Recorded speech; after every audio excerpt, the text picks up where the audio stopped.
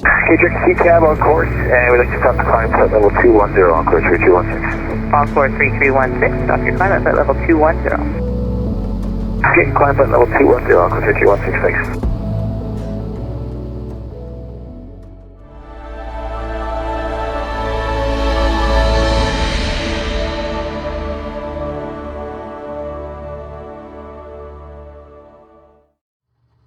Hello again everyone, and welcome back to the channel. In today's video we have what I hope will be a fairly interesting flight here lined up for you. We're going to be seeing whether or not we can fly in IMC conditions without actually flying IFR. Without getting too heavily into the semantics of both IMC conditions and IFR flight, we'll be here forever on the ground if we discuss both of those in depth. For those of you who perhaps aren't aware though, IMC relates to the weather conditions themselves, so IMC standing for Instrument Meteorological Conditions. Essentially weather conditions that prohibit us from flying the aircraft visually, and as you can see we're currently hunkered down in the back here of the Cessna 414, keeping out of the rather inclement Canadian winter weather. IFR, or Instrument Flight Rules, relates to the set of rules and procedures that one has to fly ordinarily in order to fly in IMC conditions, and typically certainly one has to operate pretty strictly within these rules to operate the aircraft safely without visual reference to the ground. As I say though, we're going to be pushing the boundaries on those rules today. We're going to be trying to operate the aircraft outside of those limits. It hopefully goes without saying that this is something you'd only be wanting to try in the sim, of course, not something you'd be wanting to replicate in the real world. But certainly it's going to make for a great flying challenge, and as I say, hopefully an interesting flight for you guys as well. This sort of flight is actually something that I've been thinking about doing myself for quite some time. However, it just so happens I had the guys at SimFlight Ventures reach out to me, asking whether or not I would like to take a look at their Epic Ops package. Epic Ops very much falls into line with what we've just discussed. The product essentially gives you a number of scenarios to be flown in IMC conditions with the aircraft of your choosing, taking the aircraft from A to B, generally with some pretty challenging terrain en route and airfields as well, often fairly basic in terms of the services, the navigation aids for example, that they provide. So for today's flight we're going to be looking at the Epic Ops Canada Rocky Mountains package, and we're going to be taking what is still one of the best aircraft available in the sim, the FlightSimWare Cessna 414 Chancellor, on a flight from Kelowna, British Columbia, over towards Kaslo. We'll discuss our plan of attack in more depth in just a moment's time, but essentially the aim of the game here is, as I say, to battle the weather conditions, taking the aircraft from A to B without proper departure routings, proper navigation aid coverage. We're not going to be flying any SID on the departure. Similarly, there's no STAR on the arrival, there's no co-located navigation aids either at Kaslo. Plenty of high terrain as well en route, and Kaslo itself located down in a river valley, so again we're going to have to be very procedural, very careful with our flying, and really think a little bit outside of the box here to get the aircraft in towards destination. So as far as the briefing goes then, firstly an overview of the route itself. As I say, departing out of Kelowna, bound towards Kaslo. So taking a look at the chart, we have Kelowna out towards the west, Kaslo out towards the east. It's not a particularly long routing overall, you're looking at just shy of 100 nautical miles. Elevation out of Kelowna, give or take, is 1400 feet, in towards Kaslo it's 2400 feet.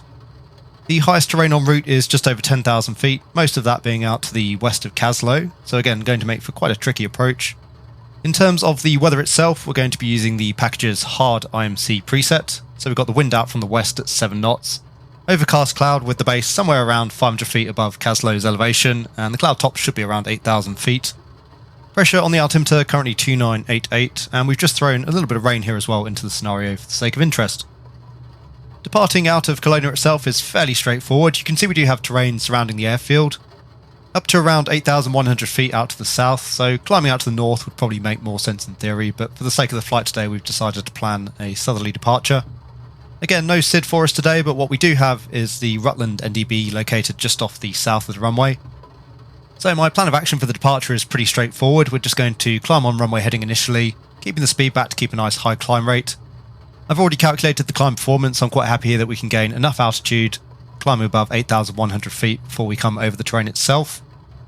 So for the departure, all we're going to do is initially track runway heading, get the aircraft up above 8,100 feet. At that point we know we're clear of any initial terrain, and then we'll make a turn out towards the east, tracking off the Rutland NDB. We're going to come off the Rutland NDB on a course of 082, continuing the climb. Highest terrain en route is around 10,500 feet, so planning to climb up towards 11,000 feet. That will keep us clear of any terrain en route. Hopefully, going off the present weather conditions, that should put us above the cloud tops as well, clear of any icing. We'll track the NDB initially. I'm not sure entirely whether or not we're going to pick up the Cranbrook VOR. We'll be tracking that later on. As you can see, the Cranbrook NDB is located out towards the southeast of Kaslo. We're going to be using that to fly much of our approach today. Once we are picking up that VOR and we have it identified, we can track inbound on the 264 radial towards our next waypoint. As you can see here, we've essentially had to construct our own approach inbound towards Kaslo, heading down the river valley. So the first waypoint there will be off the 264 radial, 33 DME from Cranbrook. We could also fly the next two waypoints here based off radials and distances from Cranbrook, but for the sake of interest we're going to do a little bit of dead reckoning as well in our flight today. So once we pick up that waypoint, we're going to be turning north onto heading of 351. We've got 9 miles there to track initially out towards the north. As I say, we're just going to be flying headings and times here, which is entirely unorthodox given the weather conditions, but I thought it would make for a nice little challenge. We're planning on a ground speed of 180 knots, so 9 nautical miles, that's about 3 minutes outbound. At the 3-minute mark, we're then going to make a left turn onto heading of 355. That should take us just out to the east of Kaslo. We've got an east-westerly runway at the field. And to identify Kaslo itself, that's going to be on the 287 radial, 39 nautical miles from Cranbrook. Once again, we do have lots of significant high terrain around Kaslo, so having to be very careful here in our descent profile. I'm aiming to take the aircraft in down the river here so that we can make use of the valley during the descent. And essentially, as soon as we come over that first turn point, the 264 radial, 33 miles from Cranbrook, we're going to commence the descent. Initially, we'll probably aim to descend down to 1,000 foot above aerodrome elevation, so 3,400 feet. We'll keep a good lookout for the ground and any visual features that we can identify along the way. Anyway, hopefully that gives you a broad overview of the flight plan. We'll obviously discuss it more here as we go. And hopefully as well, I'll be able to throw in a few tips and pointers for you along the way in terms of IFR flying. Once again, this is absolutely not an exercise that you'd be looking to undertake in the real world, but the sim is great for this sort of thing. We can push the boundaries and really test our mettle. With that in mind, I do hope you enjoy the video. If you do, please consider giving it a like and subscribing to the channel. That's about it for now. Let's head for the absolutely superb cockpit of the FlySimWare Cessna 414. So once again, as you can see, it is a pretty miserable morning here on the ground in British Columbia. And again, the aim of the game for our flight today is to battle our way through the weather over towards Kaslo. We're obviously now strapped into the left-hand seat of the Cessna 414, so running through our before start checks. Part brake is set. We can remove the control lock here as well. Pre-flight inspection has been completed. The cabin door is closed and latched. Seatbelts and shoulder harnesses are secure. The emergency crossfeed shutoff is open. Fuel selectors can go through to their respective tanks. So right on the right main, left on the left main. Cow flaps are selected open. Fuel damper is off. Mixtures set fully rich. Props set to high RPM. And throttles we can open 1/2 inch. Prop synchrophaser is selected off. Flight controls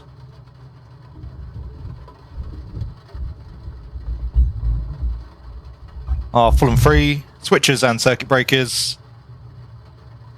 Just having a quick scan here of our switching positions and making sure no circuit breakers are popped. Those are checked. Magneto switches are all on. Battery master is on, and we'll get the left and the right alternators on. Fuel quantities. Currently showing 50 US gallons in each main tank. We can set up the fuel computer here as well. So we'll go to add gallons. Obviously 50 in each main tank, so 100 gallons total. And we can verify that. So we'll hit enter, showing 100 gallons remaining. That's correct. So fuel quantities are checked, gear switch and position lights. The gear switch is selected down. We have 3 greens. Prop blast area. Just checking behind the aircraft, making sure we're clear. We obviously had a good look around as well here during the walk around. Looks to be clear. We'll open up the DV window. Exterior lights. We'll take the nav lights and the anti-collision light on. We'll be starting the left engine first, so the left boost pump can go to low. Once again, the mags are on. We'll prime on the left. And one last visual check. All clear. Clear prop. Close up the DV window, making sure that's secure. And we'll engage the starter.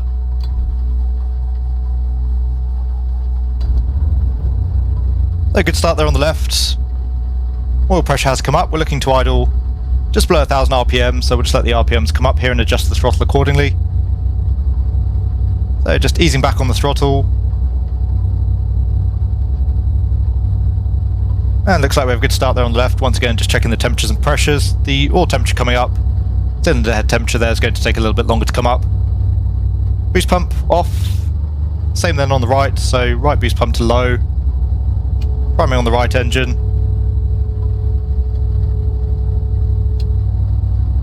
And we are all clear on the right.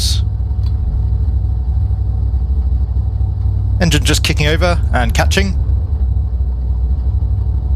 And once again, the oil pressure has come up on the right. So just waiting for that RPM to come up.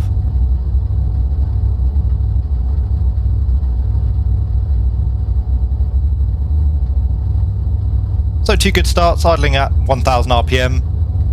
The after start checks, suction pressure is checked, auxiliary boost pumps are both off, avionics master is on, exterior lights are set. It's pretty dim here in the cockpit, so we'll take the cockpit lighting on as well.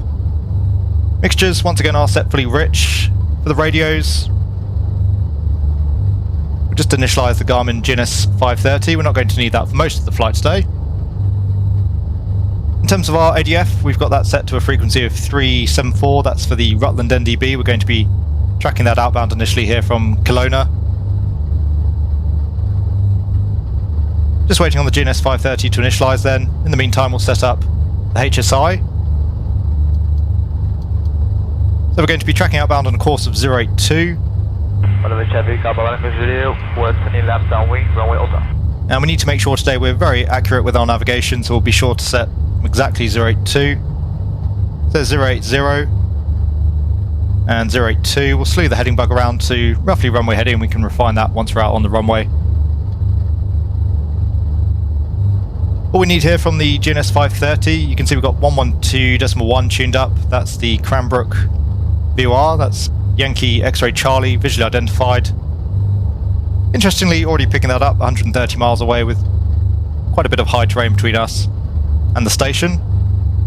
Anyway, we can turn our GNS 530 off again. Obviously it's going to be cheating, really, if we use that for today's flight. So radios are set for the flight instruments. 120 there on the HSI, same there on the compass, and same on the standby. Altimeters, we have QNH 1010 on both altimeters. That's giving us an aerodrome elevation here of 1420 feet, which does concur with the value we're expecting to see. So flight instruments are checked. Altimeters, once again, we've checked those. We'll run through the before takeoff checks here in our present position just for the sake of the video today. So the park brake is set. Autopilot we can set up for the climb. We're going to be making our way over towards Kaslo at 11,000 feet. So we've got 11,000 set and armed. Again, we'll set the heading bug once we get onto the runway. Electric trim is checked, and we'll move that into the takeoff position. Fuel quantities are once again checked, 100 US gallons on board the aircraft. Fuel selectors, both on the mains. Cow flaps are selected open, flaps are up. Trim is set for takeoff, avionics and radios are set. Flight instruments are set. Mixtures will be fully rich for the run-up. Throttles, we can come up to 1700 RPM. And just keeping a good eye outside here as well, making sure the brakes are holding the aircraft. So 1700, vacuum system is checked. Annunciator panel. Good test there, no lights. Alternators and battery meter. So checking the left and the right alternator. And battery voltage. Everything checks. We'll carry out a prop check.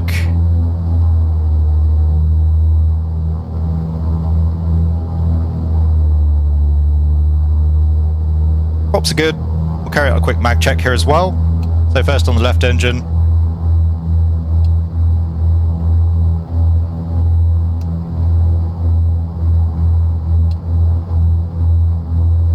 And same on the right.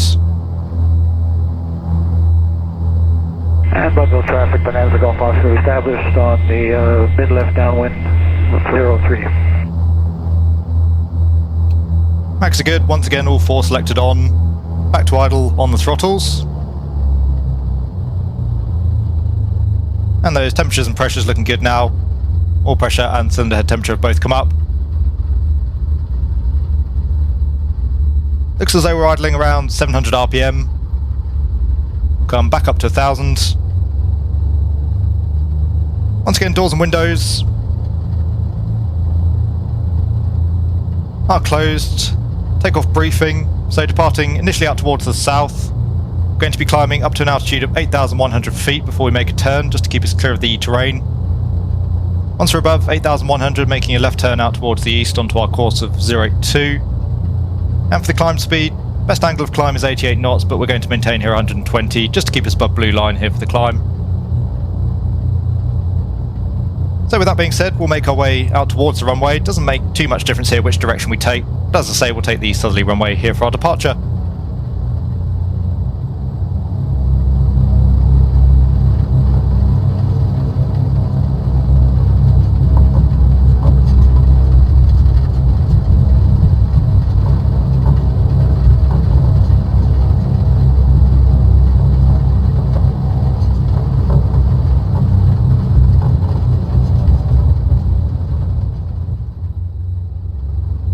Okay, so we are lined up here now on runway 16. We've just refined our heading bug selection there on the HSI. Running through the last of our takeoff items, the wing flaps are selected up, transponder is on, set to out. Air conditioning is selected off, and for the pressurization, we're set to pressurize. Cabin altitude there selected to sea level 11,000 feet for the climb, so that checks. Boost pumps are set low. For the lights, we've got the landing lights on. For the anti-ice, we'll take the windshield heat on, prop anti-ice on, and stall and vent heat can go on. Part brake is off, and takeoff time 0710. Off we go then, so coming up on the throttles.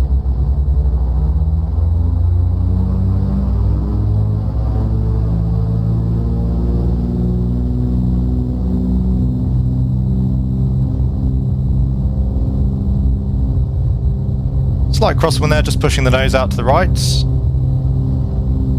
Power is set, temperatures and pressures looking good. Just come up 380 knots.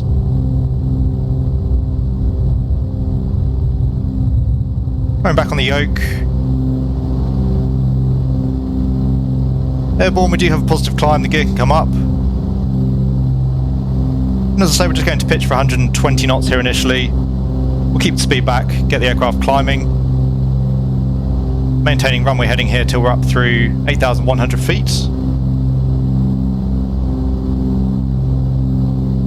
Just coming up through 500 feet, so we'll come back to 35 inches manifold pressure. And 2,500 RPM. So climb power is set. Pitching down a little bit to maintain the speed. Traffic, Papa, attention, final runway 303. And again, just maintaining runway heading.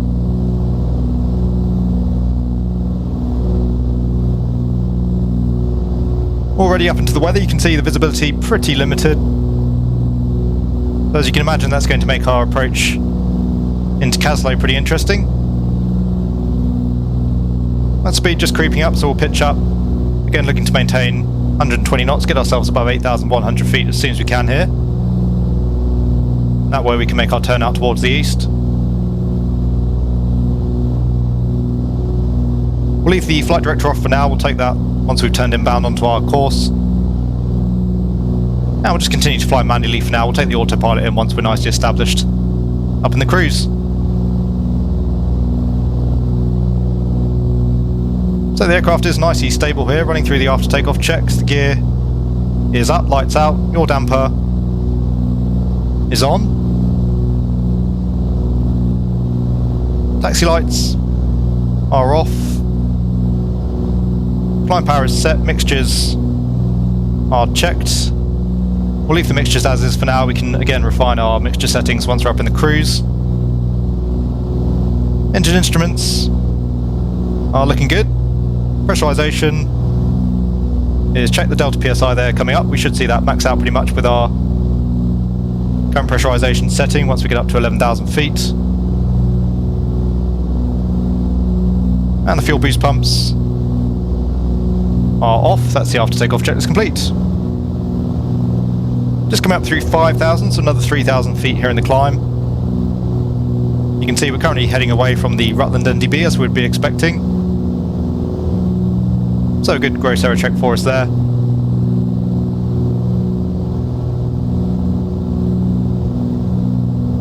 Not quite sure where the cloud tops out today, but we should be above the cloud layer by the time we get up to 11,000 feet. And once again, just adjusting our pitch here to maintain 120 knots, currently doing 130. Still good on runway heading. That's going to, of course, drag our aircraft out to the south though, so we're going to have to correct for that once we come onto course. We'll discuss more about that as we do so. Power settings still looking good, temperatures and pressures are checked.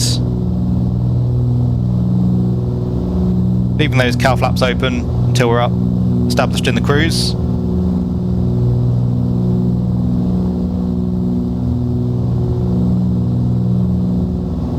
And just coming up on 7,000 feet, so another 1,000 foot here in the climb. Looks like we're just coming up above the cloud as well.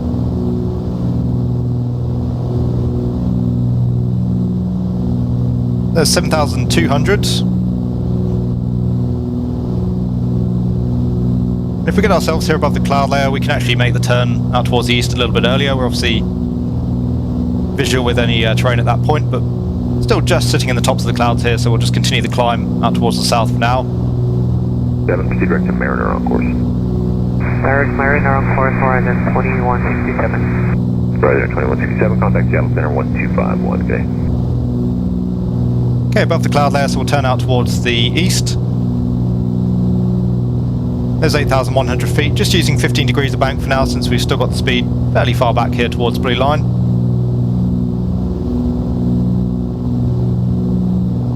And slowing that heading bug round now onto our planned course. Again, we're going to be out to the south of our planned course, so we'll adjust our heading. We'll go for 050 for now. That should bring us back onto our planned course. Canada 204, contact Vancouver Center 13455, good day. 3455 or Canada 204.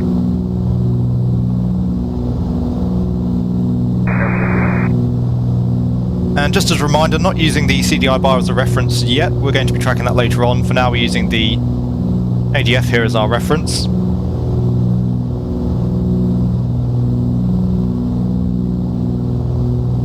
Currently the needle's showing around 150, so we're again well out to the south of our planned course. There's our heading. We're flying away from the station, so we're flying the tail of the needle currently. With the tail, that means we need to drag the needle around onto our desired course. So flying out to the left of the tail of the needle, we'll bring that around towards 082. Up through 10,000, landing lights can go off.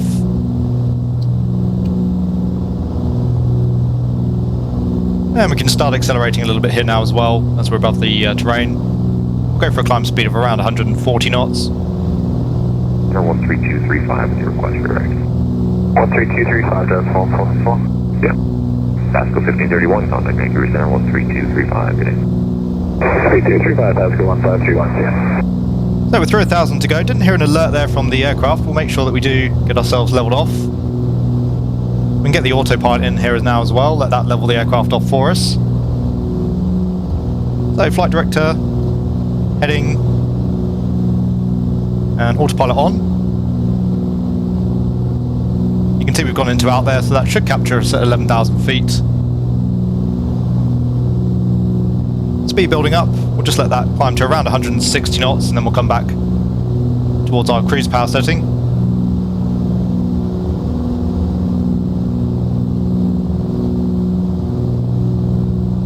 So bringing the throttles back towards 30 inches. We'll keep the cruise speed up. No point lingering in the cruise here today. And the props we can bring back to 2200 RPM.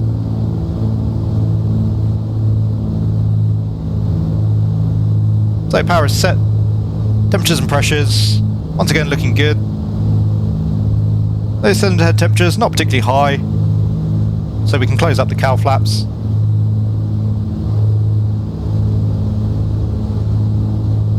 So props are set. In terms of that needle, you can see now that we are slowly pulling that tail around towards 082. We'll stay on our current heading for now. And we can start coming back on the mixtures. So just waiting here till we see peak EGT.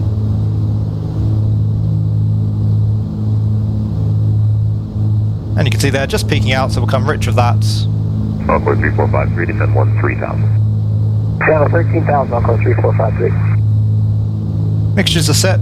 We'll come on to endurance here on the fuel computer. Time remaining, 2 hours in the cruise.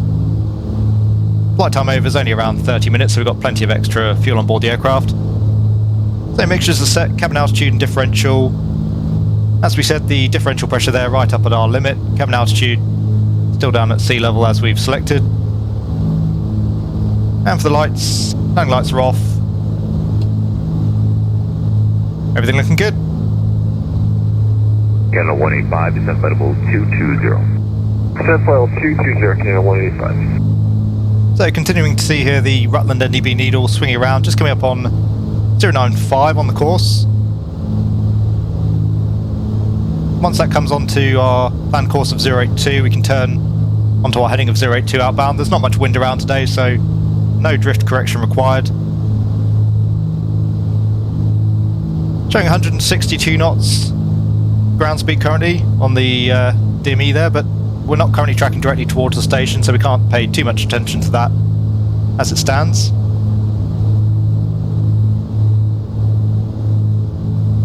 We're doing 170 knots indicated. In terms of our true airspeed, true airspeed goes up by roughly 2% per 1,000 feet. We're currently up at 11,000 feet, so around 22% extra. We'll call that a quarter just to make the maths easier. So 160 knots. Quarter of that's roughly 40. So expecting to see a ground speed of around 200 knots, 210 knots. We'll check that in just a moment once we turn in towards the station.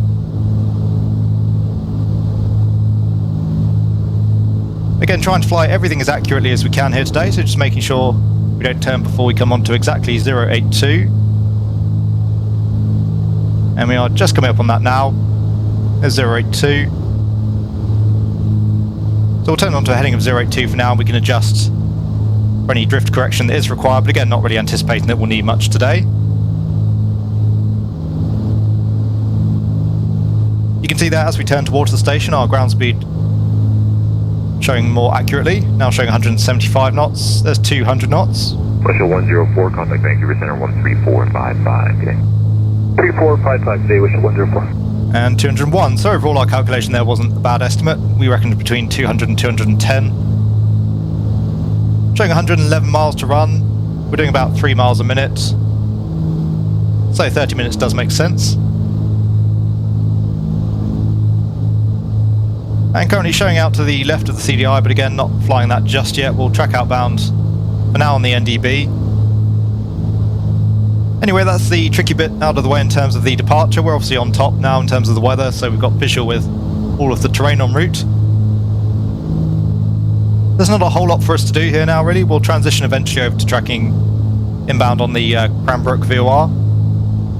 For now, though, we'll just continue in the cruise. We'll come back as we're approaching our next turn point and ready to fly our calculated approach profile.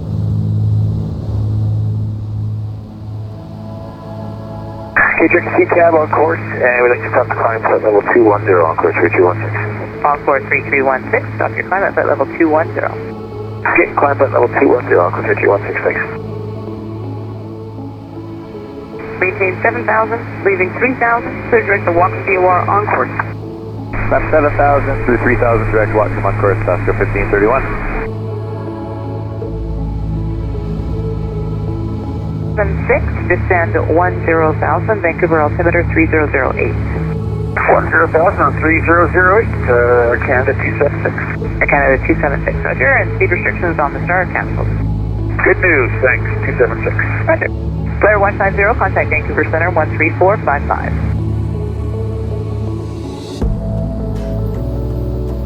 Soup 109, 312, descend to 290. Soup 109, Vancouver Center, render, atmosphere data Bravo, descend 11,000, hope altimeter 2, correction 3010, but that is more than an hour old. 11,000, check, we have Bravo Soup 109. Okay.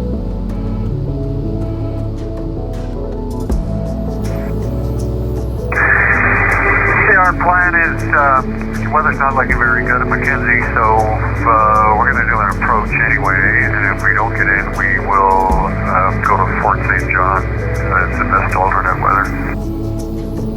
Zulu Puppy Uniform, I'm assuming you have the 1600 at McKenzie there? So, welcome back. We're just approaching our top of descent point and our next turning point to start our approach inbound towards Kaslo. As you can see, the weather's still pretty socked in there down below us. Plenty of terrain to negotiate here as well during the descent. We're currently tracking the 084 radial inbound towards the Cranbrook VOR, and our next turn point is going to be at 33 DME. That being said, it's a pretty acute turn here. We're currently tracking out towards the east. We're going to be turning on a heading of 351. With the terrain being pretty critical here today, we certainly don't want to overshoot the turn and head back towards the side of the valley. Pretty good rule of thumb to judge your turn: if we use 1% of our ground speed, so currently we're doing 200 knots over the ground, if we take 1% of that, which of course is 2 miles, if we turn 2 miles before our planned waypoint, then we should come quite nicely onto our next planned course as we make the turn. So we said 33 miles for the waypoint. We'll turn at 35 DME onto our heading of 351. Visually clear with the terrain for now. We can descend down to 10,500 feet in theory. So we'll start the aircraft into a descent. We'll descend down to 3,400 feet. As soon as we come up to 35 miles, we'll be okay in terms of the descent. So 3,400 pre-selected. That's going to put us 1,000 foot above aerodrome elevation, which of course is 2,400 feet. And we'll just pre-select here as well, 1,000 feet on the rad out to give us a warning as we reach 1,000 foot over the ground. So there's 1,000 feet, we'll come out about.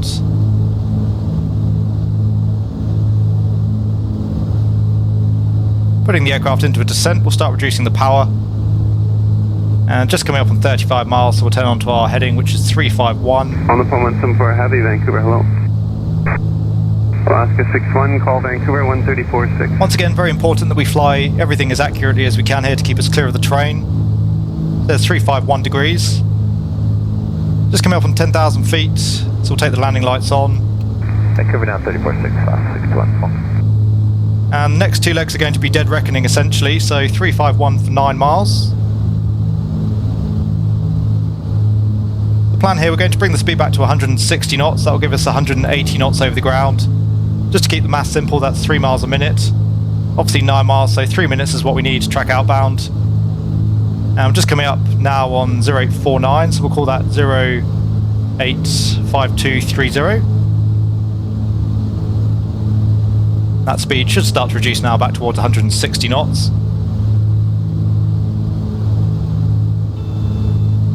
Just nudging up against the gear warning horn there, so back up on the power levers. In terms of Kaslo itself, that's off the 287 radial, so we can set that on the CDI. Charlie 703 will start a descent, thank you sir, and switching over. Yeah. Bravo India Charlie, radar service terminates. If we'd like further flight following, contact call box terminal 123.7. Bravo Charlie, thanks, good morning. Good morning. There's 290 and 287. The airfield's going to be at 39 DME, so we've got about another 5 miles to run here based off the Cranbrook DME. Just coming down through 7,400 feet, so about another 4,000 feet to descend. Obviously going to be back into the cloud layer here. We've got the landing lights on. We'll take the prop anti-ice and the windshield heat to low. We should be okay in terms of the de-icing boots. We didn't pick any icing up on the departure, but we'll keep a good eye on the airframe. In terms of our fuel state, we're down to around 20 US gallons in each main tank. As you'll have seen, just above an hour's cruising endurance there at cruise power setting. As we continue the descent here, then we'll run the descent and approach checks. So fuel selectors are both on the main tanks. Fuel state we've just discussed. Pressurization is set. You can see the delta PSI there reducing. Altimeters are set. We're staying on the QNH here of 1010. Power is set. Anti-ice is set as required. Mixtures can come back through to fully rich. Seatbelts and shoulder harnesses are secure. Seatbacks are upright. Tables are stowed. Lights are set as required, and the cowl flaps are closed. So that's the descent and approach checklist complete. Just coming down on 5,400 feet, another 2,000 foot here in the descent. Speed looking good now in terms of giving us our 180 knots ground speed.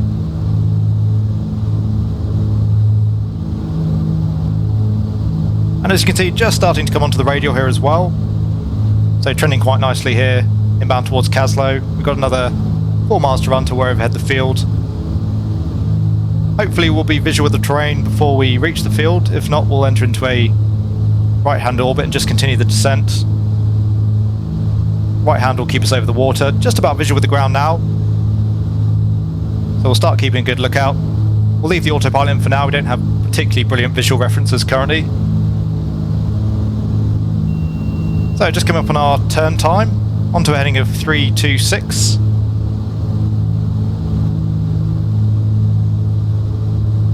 There's 330 and 326. Just coming up on 36 DME. So another 3 miles to run. Starting to pick up some decent visual references here now, so we'll take the gear down. We are below BLE.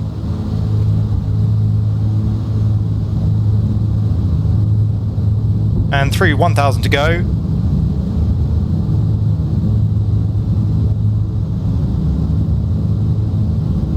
Might be quite tricky to make out in the video, but we've got the water line just off the nose, so pretty happy with where we are. And you can see nice established on that radial, just coming back into the white arc on the speed. We'll start slowing things up, so we'll take a stage of flap.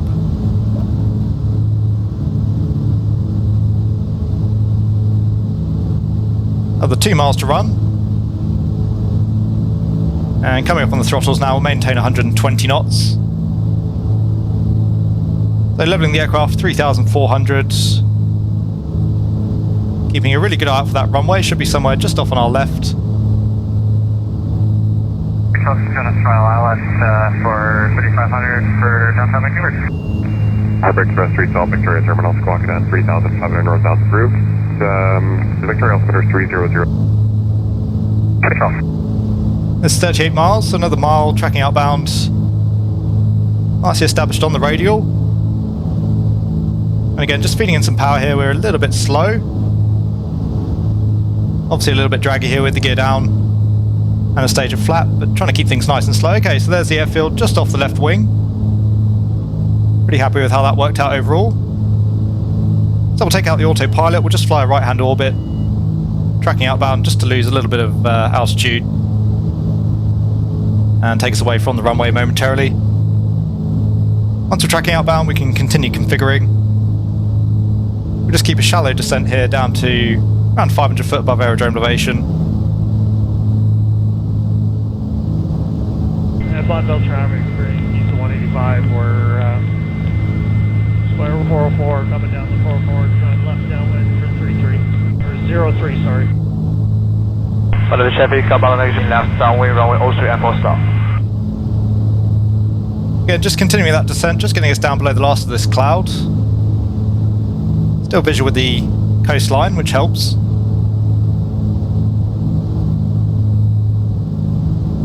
So we'll turn back in towards the runway. We'll take another stage of flap.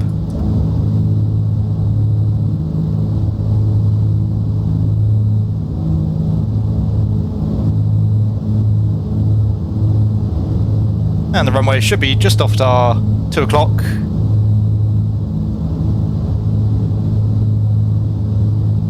Sure enough it is.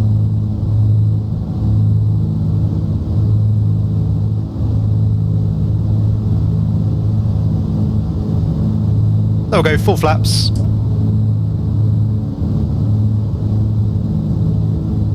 Pitch can go back to fully fine. Pitch is full fine, undercarriage is down, flaps are set. Landing clearance not required, the runway is visually clear. Fortunately, we've got a bit of a tree line to clear here as we come over the threshold, so we're going to have to dive over the tops of the trees. We'll actually just bleed off a little bit more speed here, we'll come below blue line. It's not a particularly long runway. We'll come back towards 100 knots.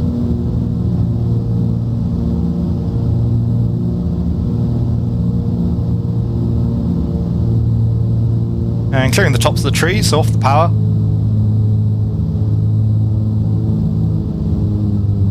And chopping the throttles. We don't want to float too much here, we don't have a ton of landing distance available.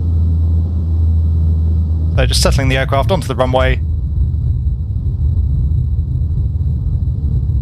And just progressively coming onto the brakes again. Not a whole lot of landing run here available. So we'll come onto the brakes, we'll roll through to the departure end, and then we'll backtrack towards the parking area.